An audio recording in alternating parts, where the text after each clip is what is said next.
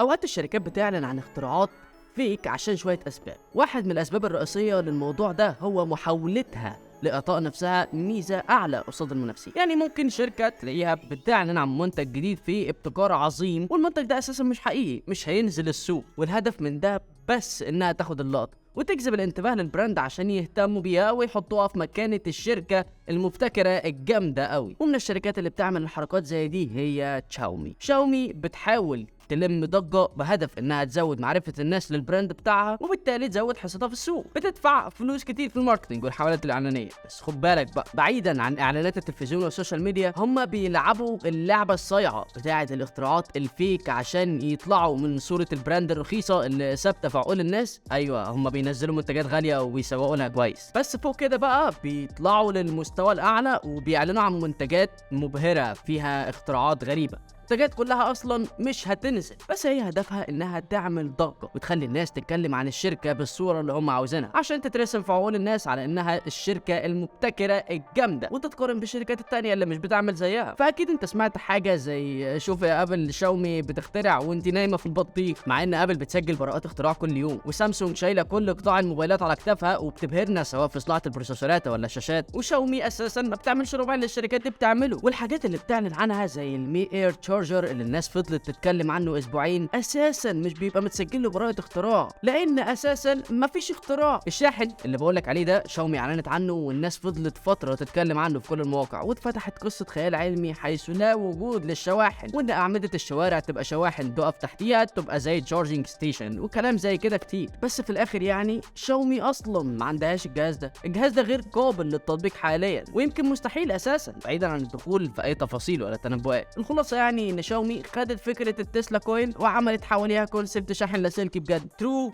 وايرلس تشارجر. وبدل ما تقول ده كونسبت، لا، قالت ان ده منتج ممكن ينزل في المستقبل، بس مفيش منتج من الاصل. شاومي ما بطلتش، جت برضو من فتره قصيره حوالي 4 شهور كده مثلا، قامت اعلنت عن كونسبت، وبكل صراحه مجرد فكره لموبايل بعدسه متغيره. طبقوا تصميم الفكره على موبايل شاومي 12 اس الترا بسنسور عريان كده مستني عدسه تيجي تغطيه وتمسك في الرنج الالومنيوم زي ما الكاميرات الهاند هند الكبيره ما بتعمل. توقع كده معايا ايه اللي حصل لما شاومي نزلت كده؟ خدت لها برضو شويه ضجه ومقالات وهري من الاعلام، مع شويه انتقادات كده للتصميم، انتقاد للتصميم اللي اساسا مش موجود ولا هينزل. بس في الاخر ايه؟ شاومي وصلت للهدف بتاعها لما تلاقي شويه الضجه اللي هي عايزاها، ورفعت سمعه الشركه. حركه تانية بقى، والحركه دي كانت خبيثه حبتين. في يوم من الايام صحينا لقينا اوبو اعلنت عن اول موبايل بكاميرا تحت الشاشه، حاجه جامده جدا كانت الناس مستنيينها او متشوقين ليها جامد. واوبو بطريقه كده بسيطه صورت النموذج التجريبي في مكان زي مثلا مصنع او كده، واستعرضت الانجاز اللي عمله. اوبو كانت هتاخد صوره الشركه الجامده اللي عملت الاختراع العظيم ده. شاومي تسمح بالكلام ده؟ لا.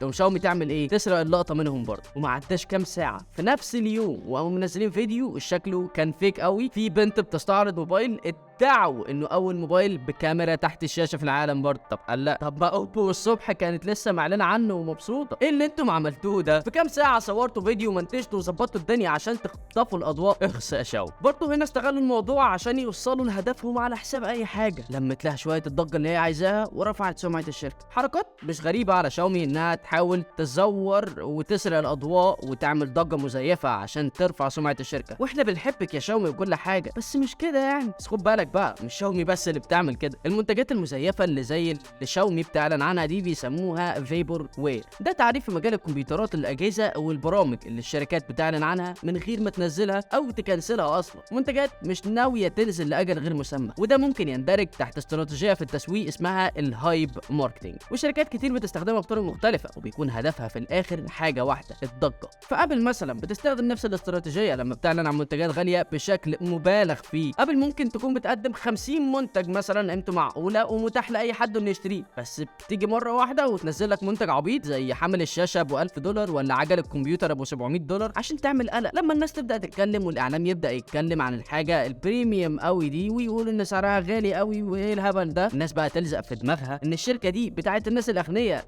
الصريفه اللي بيرموا فلوسهم في الحاجات الغاليه قوي والنظيفه قوي والجامده قوي، رغم انك يا صاحبي لسه شاري الايفون مستعمل بالعافيه عادي، بس من جواك انت حاسس بالفخامه لان الشركه دي هي اللي سمعتها في السبق. يعني شاومي بيكون هدفها من الاختراعات الفيك دي هي انها تنشر ضجه على انها الشركه المبتكره، ابل بيكون هدفها من المنتجات المبالغ في سعرها دي انها تنشر ضجه على انها الشركه الفخمه بتاعه الاغنياء، وهي كلها هايبه صح، بس لازم تكون حذر وانت بتلعب في المنطقه دي. يعني ممكن تسوق على انك الشركه الغاليه فالناس تبعد عنك، ممكن تعمل منتج مش حقيقي عشان ترفع نفسك بيه فتخسر ثقه المستثمرين والعملاء وتشوه سمعتك. زي ما احنا دلوقتي قاعدين عمالين نخبط في سمعه شاومي ونقول عليها شركه غشاشه ومش بتعمل اختراعات حقيقيه، برغم ان هي عندها حاجات فعلا كويسه بس في حته تانية ومش بشكل ابتكاري. هي بتقدم زي ما انا وانت عارفين قيمه مقابل سعر، لكن ما تجيش تقولي لي يا شاومي انك اخترعت العجله، لا انت ما عملتيش كده ولا هتعملي. فاذا كنت ناوي تبدا حاجه تخص التسويق على الانترنت لازم يكون عندك علم بالمفهوم ده في الماركتينج.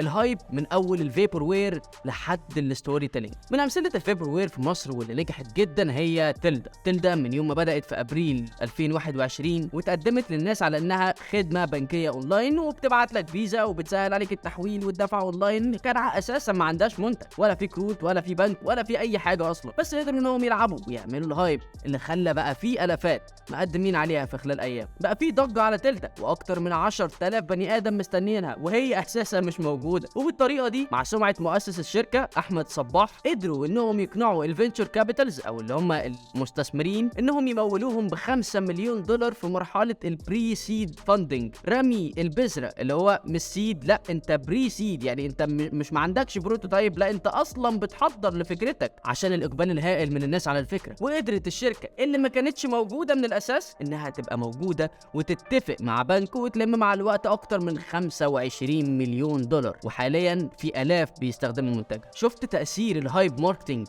ممكن يبقى قد ايه؟ بالمناسبه في حلقه هقول لك فيها على الفروق بين كروت تلدا ويلا وميزه قريب، فما تنساش تفعل الجرس عشان تعرف ساعتها على طول. ويعني يا رب اكون فدتك بمعلومه في الكام دقيقه اللي خدتهم من وقتك. السبسكرايب بيفرق واللايك والشير بيبسطوا، وانك تفوتني بعافيه دي حاجه مهمه جدا بصراحه.